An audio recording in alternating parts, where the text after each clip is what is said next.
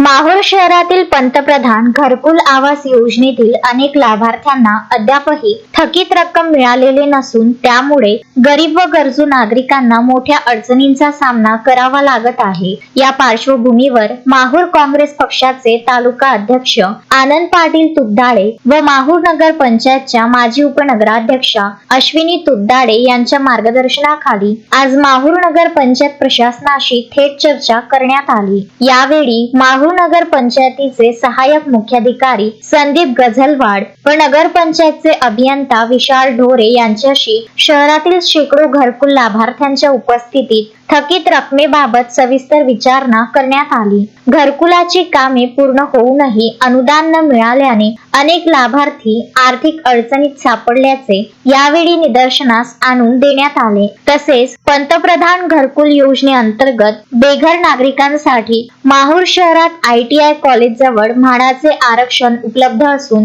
या ठिकाणी तात्काळ शासनाकडे निधीची मागणी करून म्हाडाच्या इमारतीचे काम सुरू करण्यात यावे अशी ठाम मागणी माहूर नगर पंचायतीकडे करण्यात आली। या प्रश्नावर प्रशासनाने सकारात्मक भूमिका घ्यावी व लवकरात लवकर थकीत रक्कम वितरित करून बेघरांसाठी नवीन घरकुल प्रकल्प सुरू करावा अशी अपेक्षा यावेळी काँग्रेस पदाधिकाऱ्यांनी व्यक्त केली। या प्रसंगी युवक काँग्रेसचे तालुका अध्यक्ष सचिन बेहेरे, युवक काँग्रेस शहराध्यक्ष सलमान काझी, काँग्रेस नेते तथा पत्रकार अंबादास मुक्टे, पत्रकार गोपाळ चव्हाण, पत्रकार शंकर भालेराव, काँग्रेस नेते शेख सादिक, शरीफ शेख, मनोज जाधव, सय्यद मन्नान, सुदाम पवार यांच्यासह माहूर शहरातील मोठ्या संख्येने घरकुल लाभार्थी उपस्थित होते।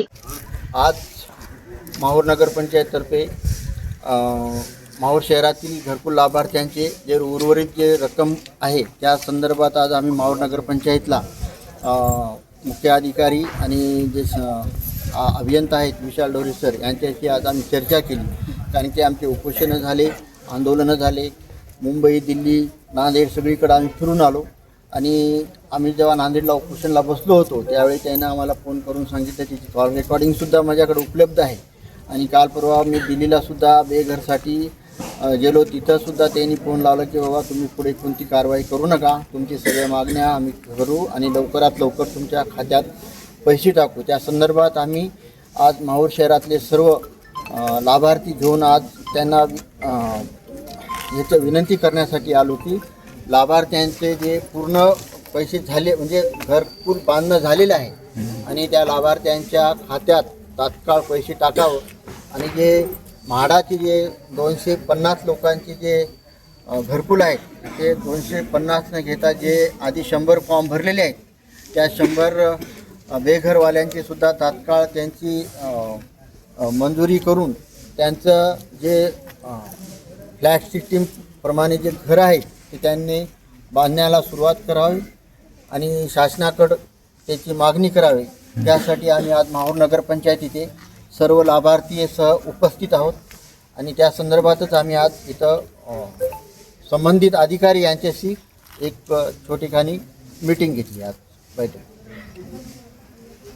काय विचार आहे तुम्हाला की बाबा जे त्याला म्हाडा ऑफिसमधून त्यांना सांगण्यात आलं की ज्यांचे बी बांधकाम झालेले आहेत त्यांनी बांधकाम त्यांचे फोटो तात्काळ काढा आणि म्हाडा ऑफिसला पाठवा जेणेकरून ते त्याच्या खात्यामध्ये तात्काळ आम्हाला पैसे टाकता येईल। आता माहूर शहरामध्ये जुने नवीन असे पूर्ण 1500 घरकुल आहेत जवळपास, तर त्या 1500 घरकुलचे जिओ टॅगद्वारे त्यांनी फोटो काढणं चालू आहे।